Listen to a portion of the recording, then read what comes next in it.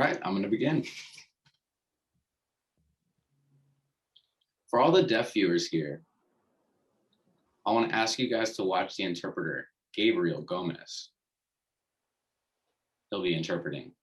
We have another ASL interpreter for a deaf-blind person, Aaron. Hello, everyone.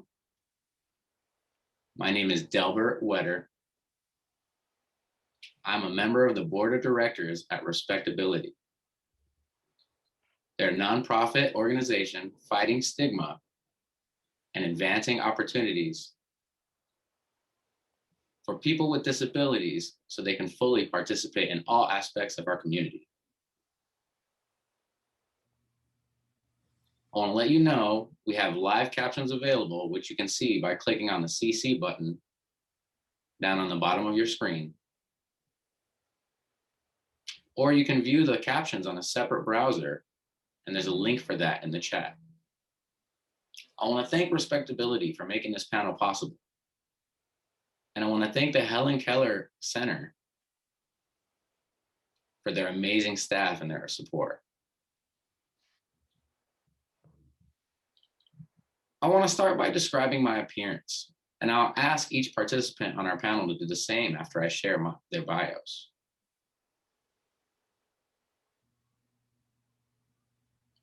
So I'm a white male. My hair is going away. It's a little bit blonde and gray with a brown t-shirt on. So a little bit about myself. I'm a filmmaker. I'm also the co-founder of a production company. I produce both live action and animated feature films. And I'm also deaf myself. So we're here today to discuss a groundbreaking short film called Feeling Through.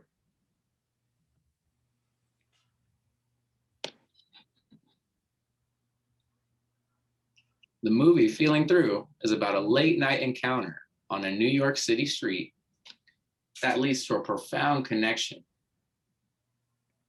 between a teen and a deaf-blind man.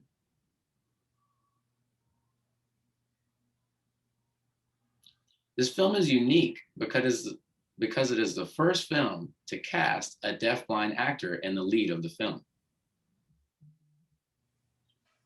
The film's story makes a powerful impact through its authenticity in a way that I think would be very hard to accomplish in any other way otherwise. Feeling Through is currently on the Academy Award shortlist for the Best Live Action Short and is the winner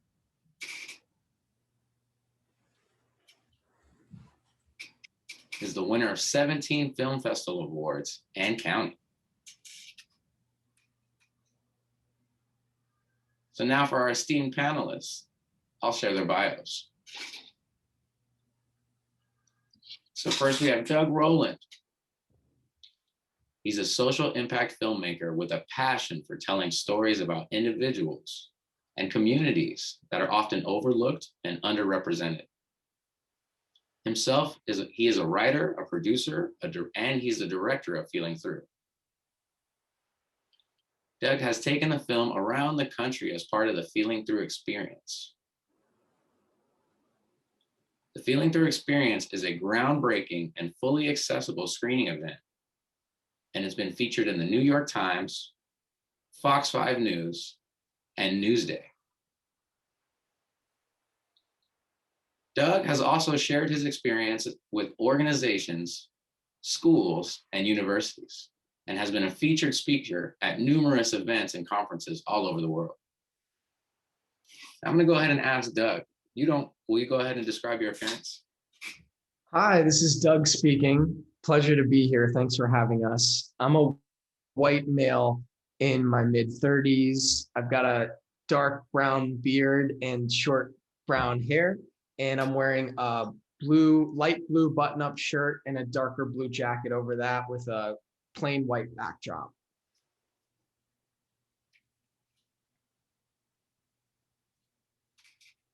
And next, we have Susan Ruzenski.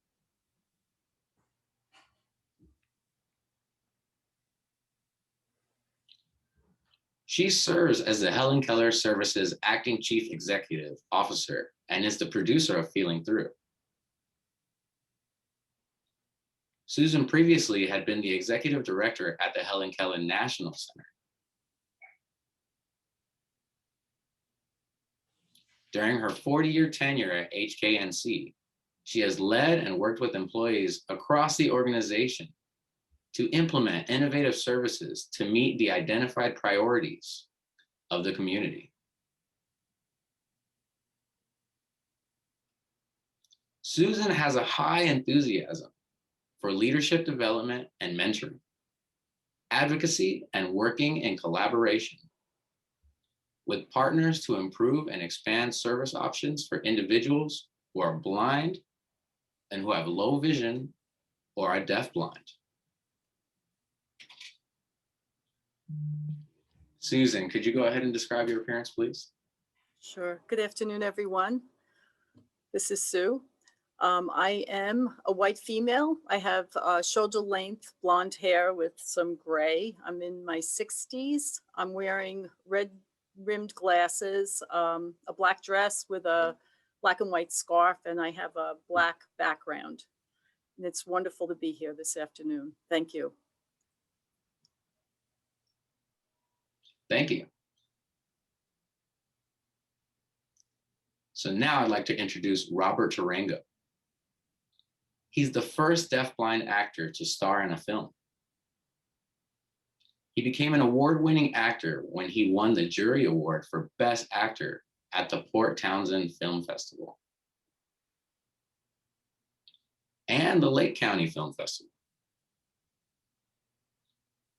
Both Robert and his sister, who is also deafblind, they both grew up in Arizona, where Robert attended the School for the Deaf in Phoenix.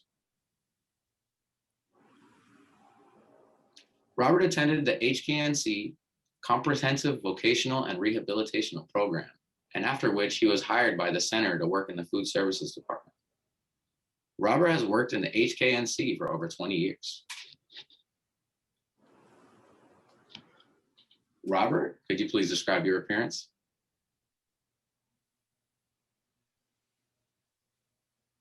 Hello, everyone. This is Robert speaking. My name sign is an R from forehead to chin. I am a 55-year-old male wearing a gray t-shirt with short gray salt and pepper hair mixed. I identify as deafblind. I am legally blind, and hello, everybody. Wonderful. Thank you all for being here. I want to go ahead and start. So first, I want to ask our star, Robert. Some people in the audience maybe don't know very much about deaf-blind culture. Would you please educate us a little bit? Tell me about Usher Syndrome. Tell me about your experiences with Usher Syndrome. Please explain. This is Robert speaking. Well, for myself, I have a tunnel vision, so I have limited vision. And my eyesight has slowly deteriorated. I used to have actually quite good peripheral vision, but now over time, what I can see is quite limited. And it really, each person in our community, it's different. There's no same two people, but for me, it's a very, very small tunnel vision. Again, for me, my vision, sometimes I have good days, sometimes I have bad days. I have 3 different sets of glasses, and depending on what the lighting looks like outside, I might use one of those 3 sets, but essentially it's a very restricted field. Delbert speaking here. So maybe people in the audience don't realize how different Usher Syndrome is, but it's very common in the deaf community. Many deaf people grow up in the deaf schools and deaf colleges, and they get together in deaf communities, and they know a lot of people who have Usher Syndrome. It's important people know that. Robert, can you explain what does it mean to be legally blind or fully blind? This is Robert speaking. Again, legal blindness is a specific designation. It's not somebody who is completely blind, but has a specific limited vision. And again, that varies from person to person. So likely they are able to see sometimes out in bright sunlight. Maybe they're able to see large print, but again, it varies by person. And they are not fully blind. So again, legal blindness is a designation for somebody who still has some usable vision. And I am legally blind in that how much of my peripheral vision is left. So again, it varies from person to person, and I do use my cane when I'm out in the community to help me navigate. Thank you, thank you. So again, many people in the deaf community have different levels of hearing deterioration. Myself, my left ear can hear a little bit. I'm a little hard of hearing, so I can use a hearing aid, and my right ear is fully deaf. So it varies. Susan, I'm curious for your description of the HKNC. How do you guys provide support for low vision and deaf blind people and fully blind people? Thank you, Delbert. This is Sue speaking. Our services are really designed and very individualized. So it's really taking the lead of the person and knowing where they are in their life. The age of onset for a person's vision or hearing, or the degree of vision and hearing loss, could impact the type of training or the goals that they identify for themselves when they come for a comprehensive, participation in our program. So it really varies, but we have an array of services that can be focused on a career, could be about employment and identifying ways to be successful and identifying a career that one has an interest in, but also being successful at that career may require some adaptive skills. So it could be about learning orientation and mobility and how to travel to work, or how to communicate effectively with coworkers on the job, use adaptive technology for distance communication, learn more about being self-sufficient in one's home and in the community. So there's just a diverse array of services that we have available, and it's really up to the person to design their own program.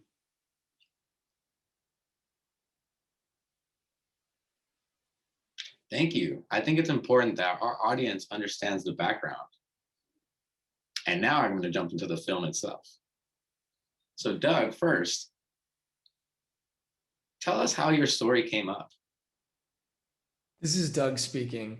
So the film is a fictional story, but it's heavily inspired by a real life encounter that I had 10 years ago when I was still living in New York City, where I'm from.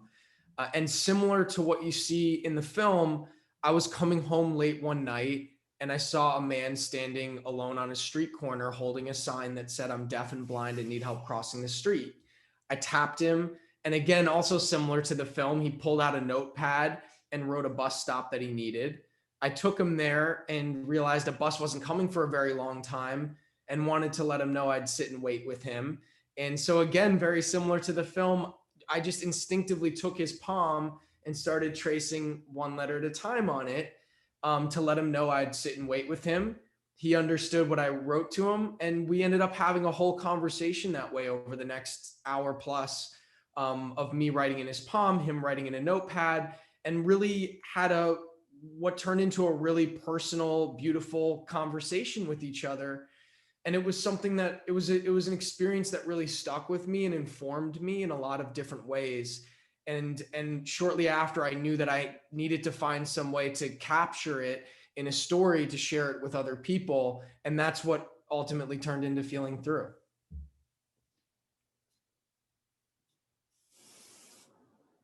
That's wonderful. Doug, you specifically had your story. Many writers start with research and then they stop. You were much better than that. You worked with HKNC. What was your starting goal working with the HKNC? How did that transform your movie? Well, you know, I actually, this experience that I had was 10 years ago, but I didn't actually commit to making this film until about a little over 3 years ago. It was something that at the time that I initially wrote it, I just didn't feel like I was quite ready to make it in the way that I wanted to. So it lived on my computer for a number of years. And when I rediscovered it, I instantly had that feeling that I need to make this film right now. And very fortunately, my initial instincts were to align with the community. I had a real healthy regard for what I did not know. And my first instinct actually was the moment that I read the script for the first time in a number of years and knew I needed to make it. Before I even really thought it through, I Googled deafblind organization and I called the first number that popped up on Google.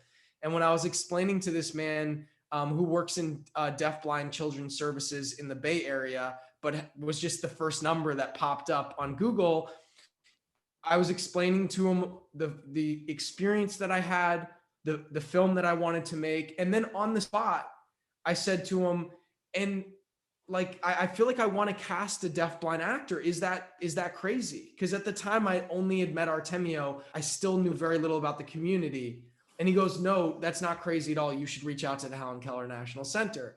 So that was the jump off point for me reaching out to the National Center, eventually having a fateful meeting with Sue, where we both really connected around the desire to find a way to tell this story. And that led to me flying. I live in LA now.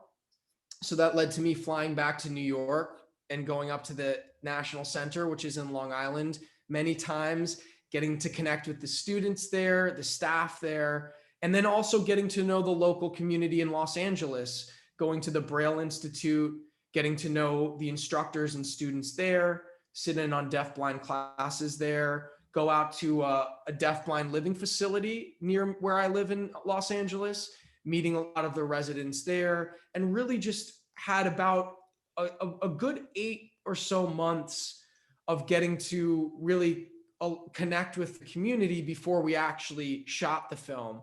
And I'm so thankful for that time because it allowed me to not only get to know the community much better, but also form meaningful relationships in the community. I got to know, Chris Woodfill, who's the Associate Executive Director of Helen Keller National Center, is someone that I work closely with to cast Robert.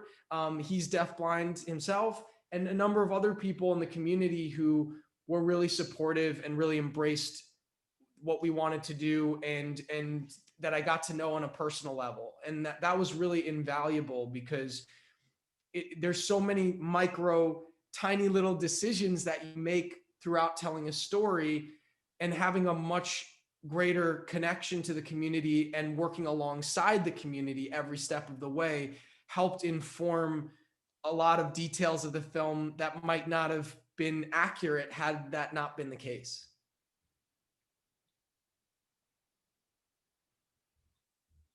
So yeah, many small decisions during filming become large opportunities. So I want to ask Robert, what's your experience? What was your perspective like being casted for this role? What was it like?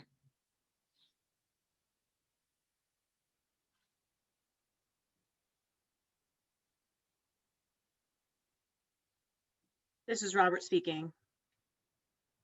Man, to make a movie, wow. I mean, really, when you think about this, the most important thing was really my relationship with Doug as the director and having that open line of communication, learning to do what I was doing.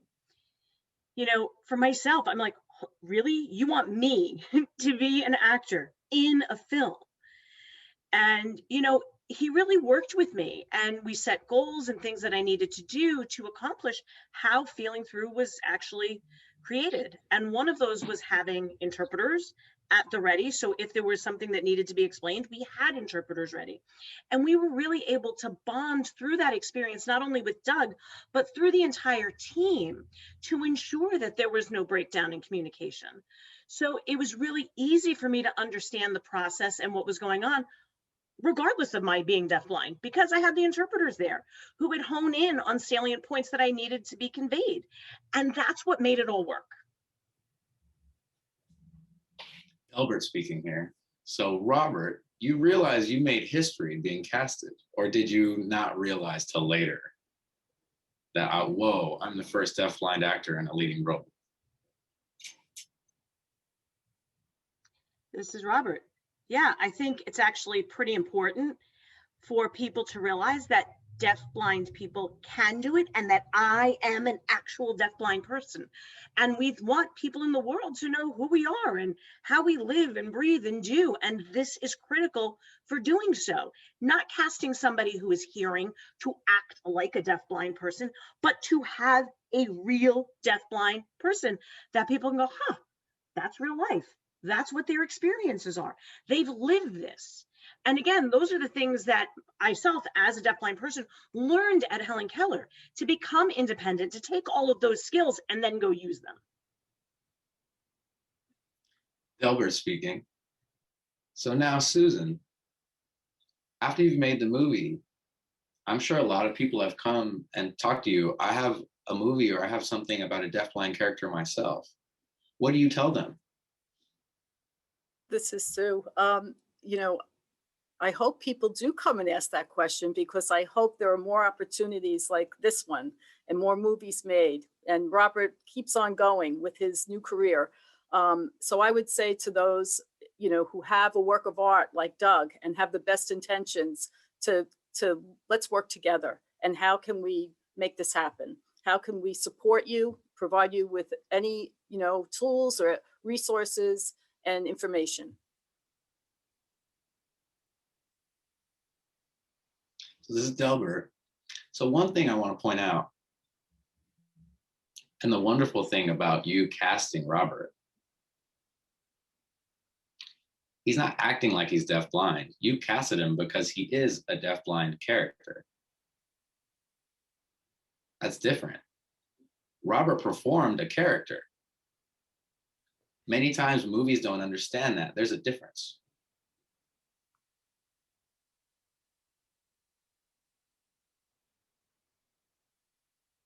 So bringing realism to the role in many small ways. For example, during the movie,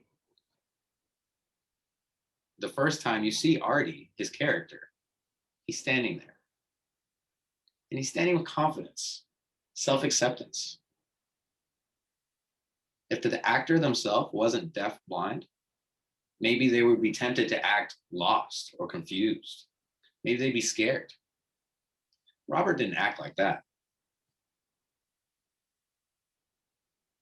So little things like that really hit me. Do you have more examples, Doug, of little small things and small ways he brought realism to his role? Well, you know, a really good example of why it's great to have to collaborate with the community. I'll give one really specific anecdote about it.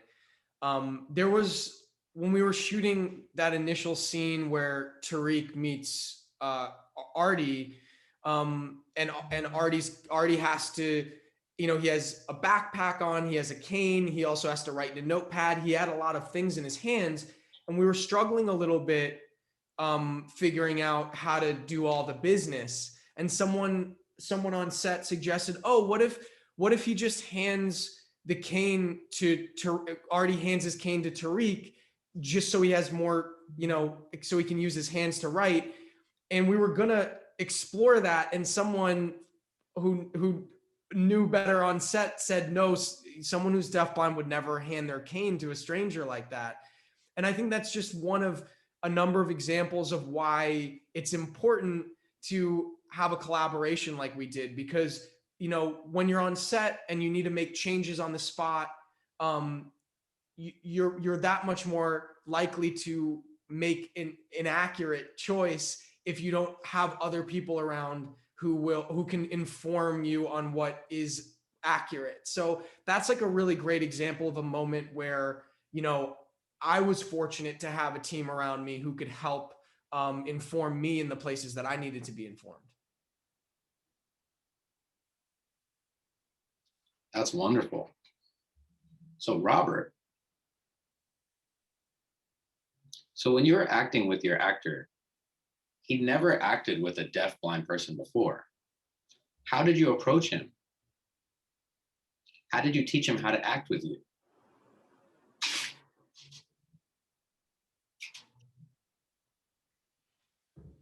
This is Robert speaking. So I'm going to use Stephen as the example. When I first met Stephen, the actor of Tariq, we practiced, at the Helen Keller National Center. We talked about how we would work together and what we would use, whether it be print on palm, or I just really introduced him to a lot of different ways that we could communicate and prep for when we were actually on the movie set, so that there wouldn't be miscommunication. So I think it's that pre-conferencing, learning, collaboration, training prior to actually being on set, where one can really learn about our community and things that they may not have been known, so that when they happen on set, you're sort of mitigating it. You're more prepared so that things like that won't happen. And really, those are a lot of the things that Doug suggested prior to the shoot that made everything almost seamless, and why the movie looks as beautiful as it is. This is Delbert speaking. Thank you. I want to discuss about the production and the filming on set. From movie makers who have never experienced working with you people, deaf-blind people, how do you approach disabilities without fear? How do you talk about things safely without worrying about big things that aren't that big? Safety is important, but I want you guys to explain for our audience who themselves are filmmakers and have never worked with a disability or a deaf-blind actor before. What is it like? Explain your process. What's your advice to people out there who are ready to make a movie on set with a deaf-blind, and that's deaf-blind friendly?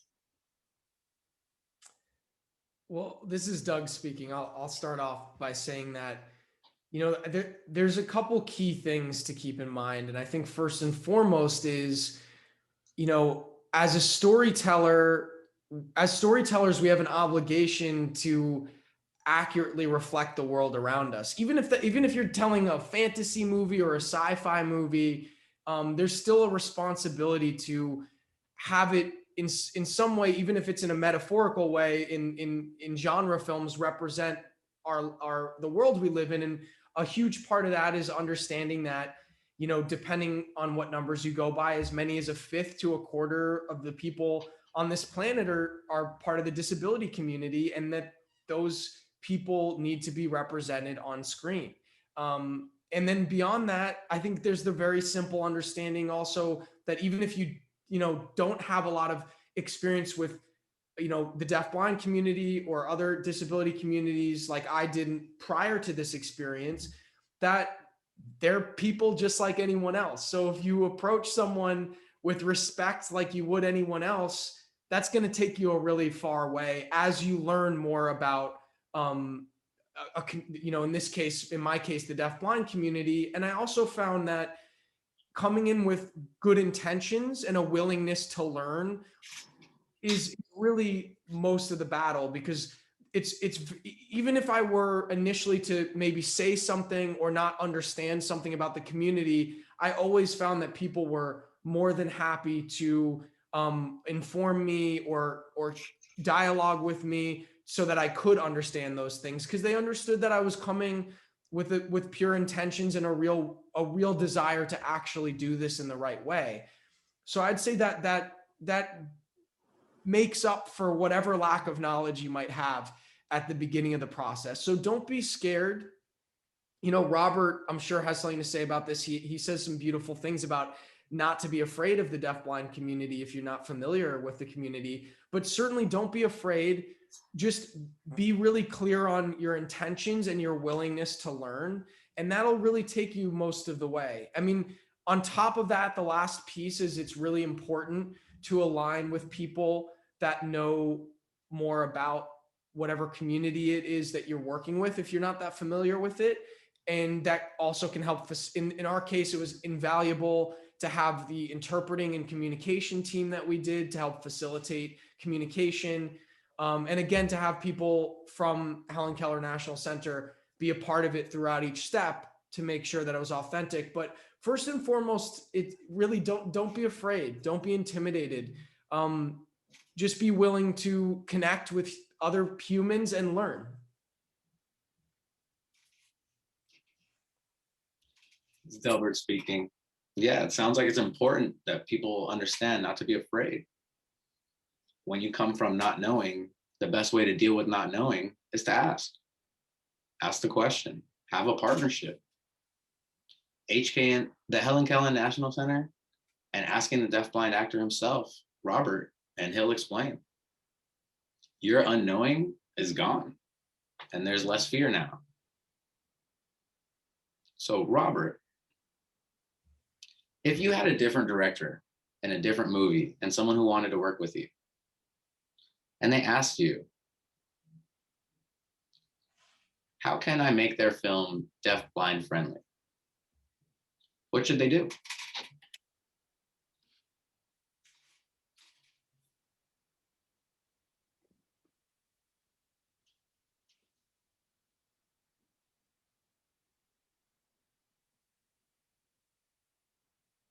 This is Robert speaking. If I was invited to be on another film, again, I think it would be first and foremost having interpreters from HK who are familiar come in and be on the set and to be available so that people can learn. And for me as an actor, it made my job easier just to focus on my role. And again, as Doug said, don't be afraid. There are so many resources out there for people to learn from, like the Helen Keller National Center, is to take the time, take the initiative to learn and be prepared, because that'll help you collaborate as a team member and really mitigate those miscommunications that might happen. So have interpreters at the ready who are knowledgeable, have communication easily accessible, and learn from each other. It's not one-sided. Be open-minded, be ready to work together as a team. And again, use places like the Helen Keller National Center, who has the expertise to really inform everyone's understanding, who are ready, willing, and able to help, because their goal in charge is for deaf people to live independently in their communities. So that's really what's important. This is Delbert speaking. So yeah, deafblind people can, of course, do anything. They can be lawyers. They can train to become doctors and nurses now in the UK. They have deafblind teachers, leaders. So really, you're right. Susan, you really worked with and advised many companies. How do you advise them to work with deafblind people? Do you have anything to add? So this is Sue. So at the core of our mission is to really support everyone who is deafblind that comes to training, to really identify what their career interests are and where their talents are, their aspirations, and support them in gaining the skills to be successful at that. And part of that is establishing partnerships and relationships with employers in all different types of businesses, all kinds of sectors. So we've really modified our approach a great deal and work with employers and really try to learn about their business and find about what is important to them, what's going to impact their bottom line, and then introduce them to people who are qualified candidates for their workforce and provide education support to them on how to make that match really be successful in the long term.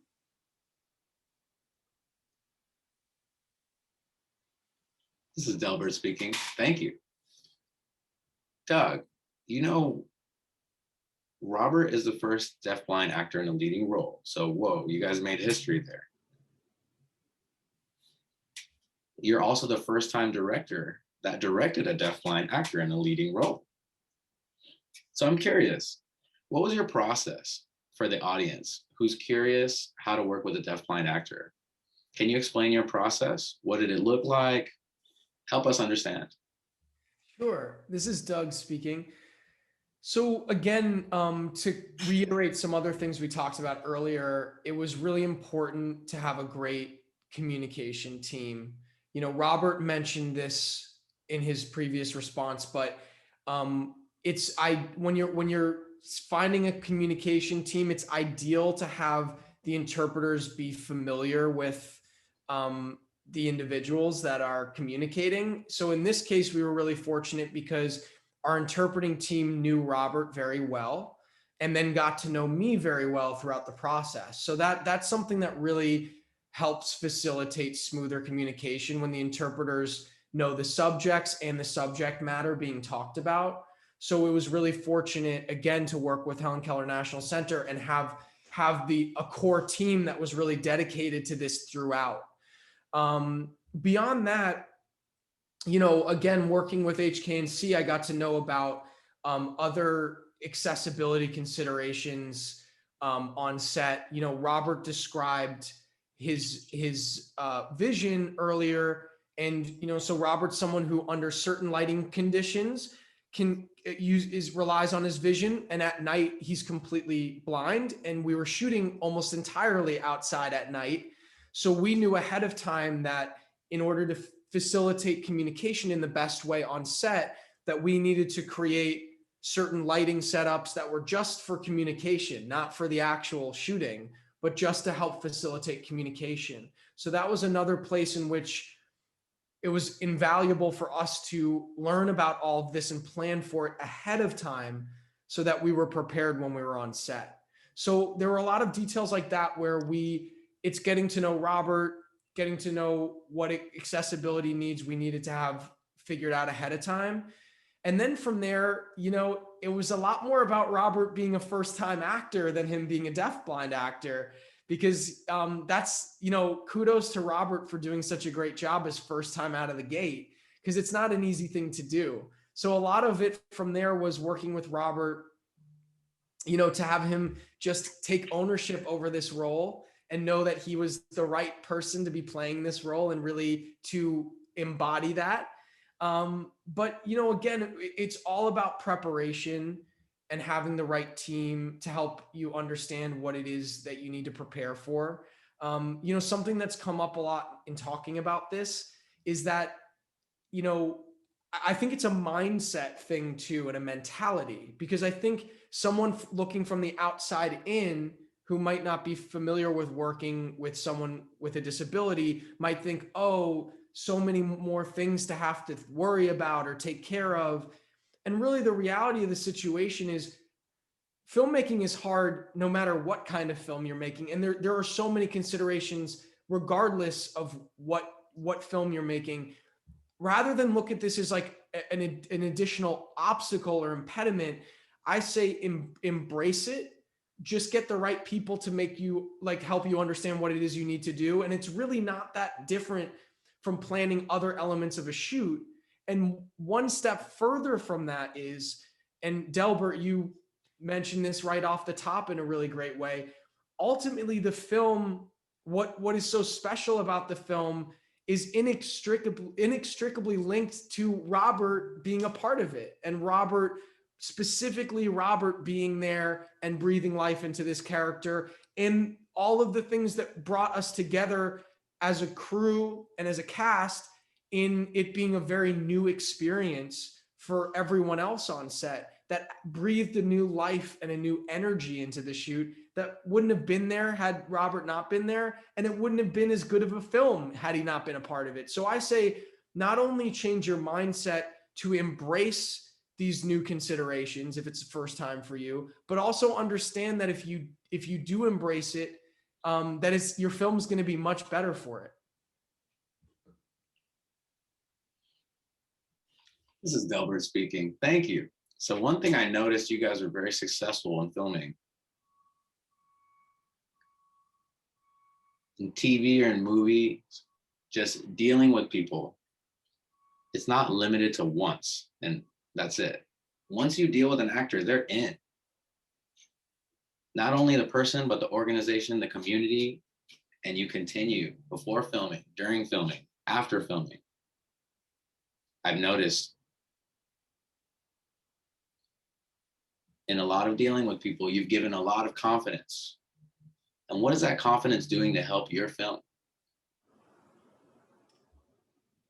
Well, this is Doug speaking. You know, Sue, I would love to like pass it over to you to talk about, you know, what that continued partnership is like, because just before I pass it to Sue, just a huge, tremendous credit to Sue being someone who not only championed this from the very beginning, but understood the value of continuing to partner with me throughout the process. So please, Sue, you have a lot more to say on this than me. I could go on for many hours about it. The journey that has been now almost 3 years, and the powerful, you know, impact that this film has made. Doug talked about breathing life, you know, into the film. That Robert breathed life. Well, Doug breathed life into Helen Keller National Center, bringing this to us as a project, a gift for us to really partner and have this relationship. And this partnership has it's just grown and grown and grown. And look at this. Now, Doug is up for, you know, possibly an Oscar. And what has this done for us at HKNC? So many wonderful, you know, results and outcomes from this. So not only does it have the power to infuse energy into an organization, it has a transformative power for people at all levels. To watch Robert, you know, in his glory and really succeed in this role in the film, that alone was inspiring to everyone who works at HKNC. And then to be able to understand the beauty and the power of film. So Doug has a story, and now we're seeing how important that story brings to light to people who have never met a person who is deafblind, perhaps. And sometimes it's through film that people get an experience, and that is something that has meaning. It's almost as if you could have lived that experience because you saw it on the big screen. And what better way for people to be introduced to someone, even in the context of this beautiful story of someone who's deafblind, and connect with them at that level, and the hope that that will change that presupposition or that mindset, and that there will be connections in the community for people, you know, throughout. It's just been tremendous. And then to know, you know, that he's representing the community in his, and that has never happened. Why not? Why hasn't that happened?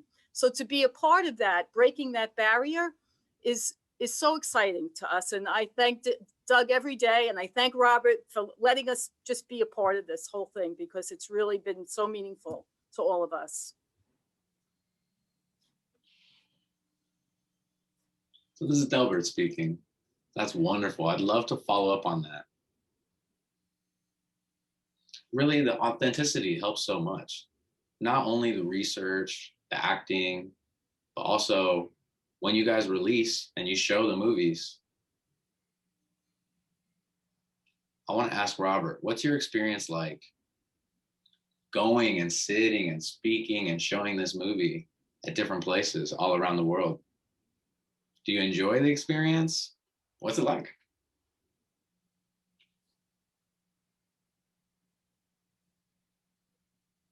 This is Robert speaking.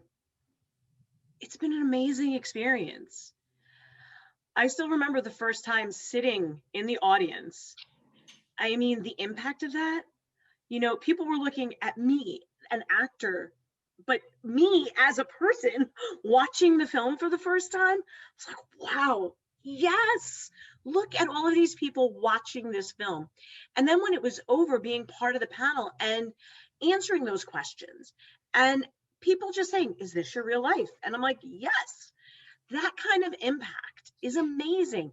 And as we went from place to place to place and screened, and people were asking me for my autograph, that incentive, that inspiration just built, and that feeling of pride and just that goodness, showing people that people who are deafblind can. This is Delbert speaking. Robert, for the people in the deafblind community, you made a huge impact, just so you know. Or do you feel like you made a big impact?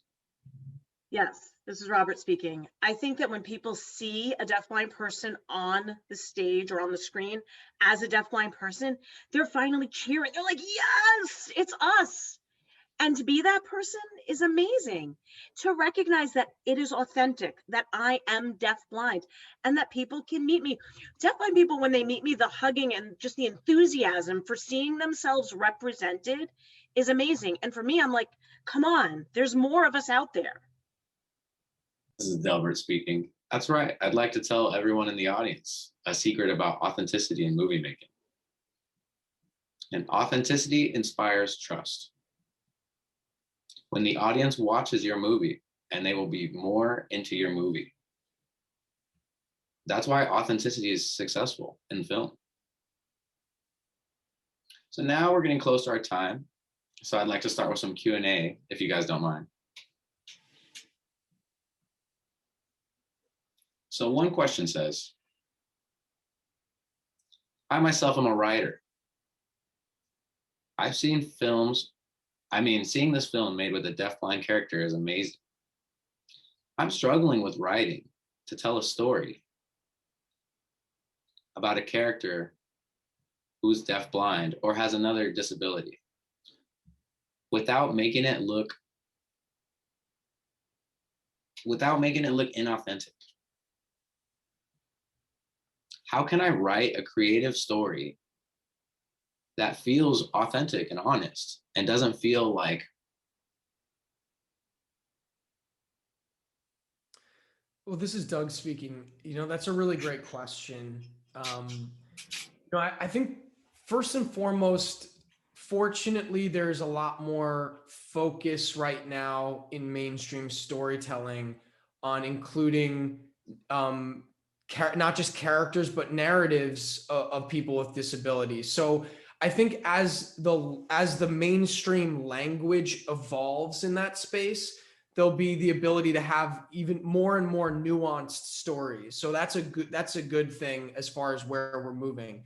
Right now, we're operating in a context where there's been very few stories told in that space and very little nuance. I know it's something that Respectability has talked about on your platform a number of times, but some of the pitfalls that people fall prey to when telling stories about people with disabilities and making telling them certain narratives that are things that are really kind of antiquated. So we certainly want to evolve past that. But I would say, first and foremost, being that you are a person who is deafblind and a writer, you obviously have a personal connection and experience that someone who's not won't be able to articulate. So I would say really stay true to what it is you want to express about your experience, or maybe ultimately the story's not about, doesn't have anything to do with deafblindness. It just includes a character who's deafblind. Whatever it is that you want to express through story, you're going to have a degree of authenticity built in there, being someone who lives that experience off the bat. From there, it's probably good, once you have something more fully formed, it's good to bounce it off all different types of people to just get a sense of how it lands. Other people in the deafblind community, people who aren't connected to the community at all. It's good to get different perspectives just to understand how other people are interpreting what you say. And that might give you some more context of how you might want to, polish it up or do another draft of it. But, again, I think if you just stay true to the stories that you want to tell, you being someone who is deafblind is already going to be, you're already going to be speaking from an authentic experience right off the bat.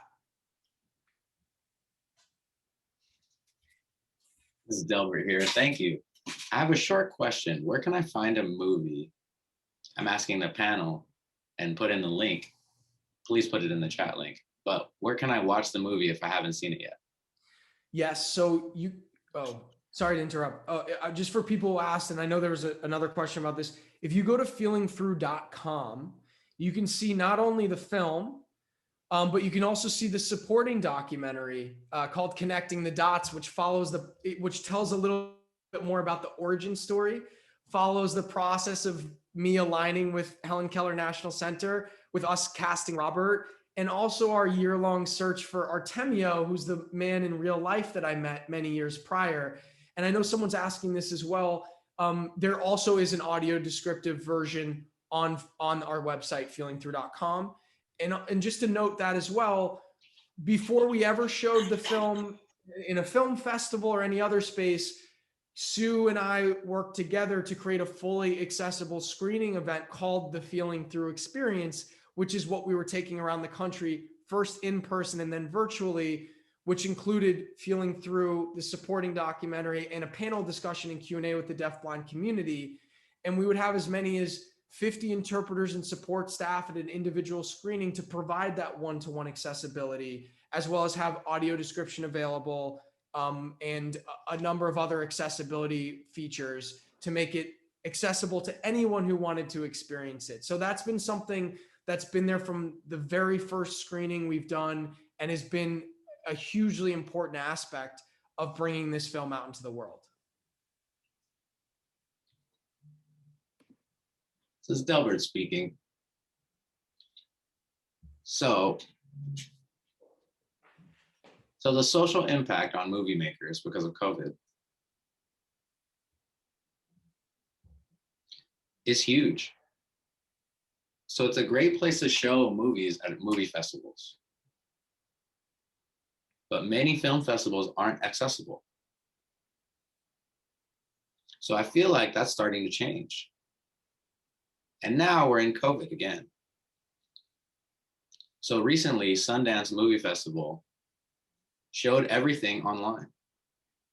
They had captions, they had audio description in some movies. So I feel like film festivals are really starting to change and become more accepting and accessible. What do you think? This is Doug speaking, and I know RespectAbility is aware of this because I know you covered some of the films from it, but kudos to the Slam Dance Film Festival that we were a part of recently. This year was the first year that they had a block of films specifically dedicated to people with disabilities, both in front of and behind the camera, and also, implemented a lot of other accessibility elements that they had never done before, because they understood the importance of it and really understood that it's something that they needed to get better at, and worked really hard to get a lot better this year. So to have a film festival of that scope, like Slam Dance, really make that something that was at the forefront of their festival this year, and really talk about how they can do better and why it's important, exemplifies the really great direction that we're moving in. Certainly there's a lot more that needs to be done, but the fact that this is so much more visible now is huge. I mean, prior to this, going back 3 years ago, I didn't even know what audio description was.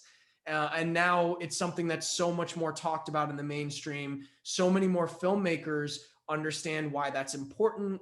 And also just the ease of, there's really no excuse to not do these things anymore, because there's so many people that can help you with it. And it's really not hard to generate captions. There's a lot of different softwares that help you do it a lot quicker. And so there's really, the combination of awareness and technology and is really helping things get a lot better in that space. Hi, this is Sue. I just wanted to add something because I thought it was so important about some of the Feeling Through Experience events that were held around the country and that Doug really helped us, to be a part of. It brought together the community in that area, in that locality. So the community of folks who are deafblind were able to join in at the movie and enjoy a night out, having accessibility to the film, to the documentary, to the talkback. And it was a time of connection. And it was really a way to sort of really demonstrate this can be done. And we just have to get together. And there were groups within communities, and it could be interpreters, it could have been, different groups coming together that supported the event And it was just a really great collaboration all in all, you know, just to bring those resources together. And when everybody kind of does a little part, it really can really be successful. So we thought we had a chance of really impacting the theater industry and showing what can be done to improve that experience for moviegoers who are deafblind. We'll get back on that as soon as the movies get a little bit more accessible in the public theaters, but it was really positive.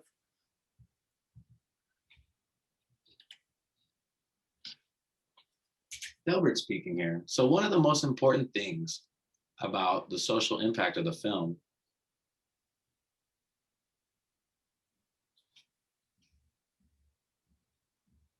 was the outreach.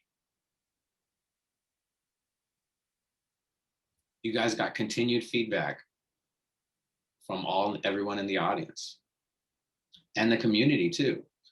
It really showed. I think it was wonderful. It's a great point, and thank you for adding that, Sue. So Doug, are you prepared to keep making socially impacted movies? Yes, absolutely. And the next step would be we really want to tell a feature-length version of Feeling Through, and work, continue working with Sue and Helen Keller Services in the National Center to do so. So that's something that is very fortunately there's a nice train tracks laid for that already. But yeah, I mean, looking forward even beyond that, this experience has forever changed not just who I am as a storyteller, but who I am as a person. This is the type of experience going back to meeting Artemio 10 years ago, and then over the last 3 years, getting to work with Sue and the National Center, getting to, work with Robert and do so many of these discussions with him, and the many, many, many other people that I've met, not just in the deafblind community, but in other parts of the disability community who have really made a lasting impact on me. It's something that, there's a before this experience and an after. So it'll forever change how I go about what I do in ways that I don't even know what they will be yet, but I know that this experience will impact all the stories that I tell moving forward. Delbert saying, thank you. So Robert, we're almost there, time's almost up. I want to ask you, what's next for you in your acting career? What do you hope for?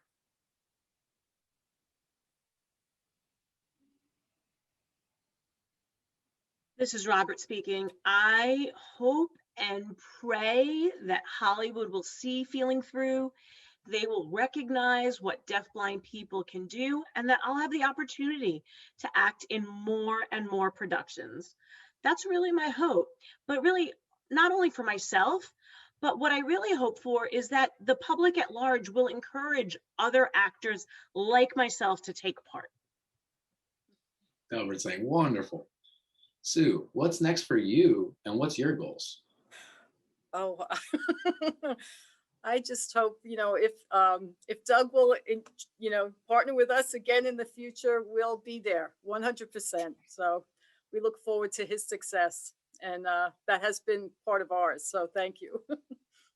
This is Doug speaking. I just want to note as well, because Sue is very humble, but Sue is one of the most integral people in this process and a producer on this as well, and shares in all of the success of this. So I would respond by saying, if you'll have me, I will certainly have you in the future ongoing. So feeling is mutual.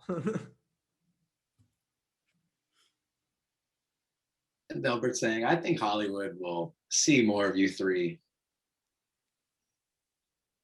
going after this movie for sure. I want to go ahead and close by thanking everyone for coming and sharing your experiences. I really enjoyed it. I want to add before I end, I want to thank the interpreters for being here. The interpreters from the Helen Keller National Center and from RespectAbility. Thank both of you.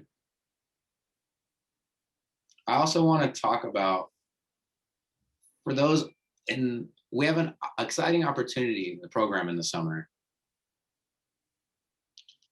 for people with disabilities and careers in the entertainment industry. Maybe you're an emerging professional or someone mid-career with years of experience. We have a wonderful, amazing opportunity this summer at RespectAbility, which is an award-winning 8-week program called the Summer Lab program for entertainment professionals with disabilities. The program's purpose is to develop and elevate the talent pipeline. So thank you guys all. Thank you guys for coming, everyone.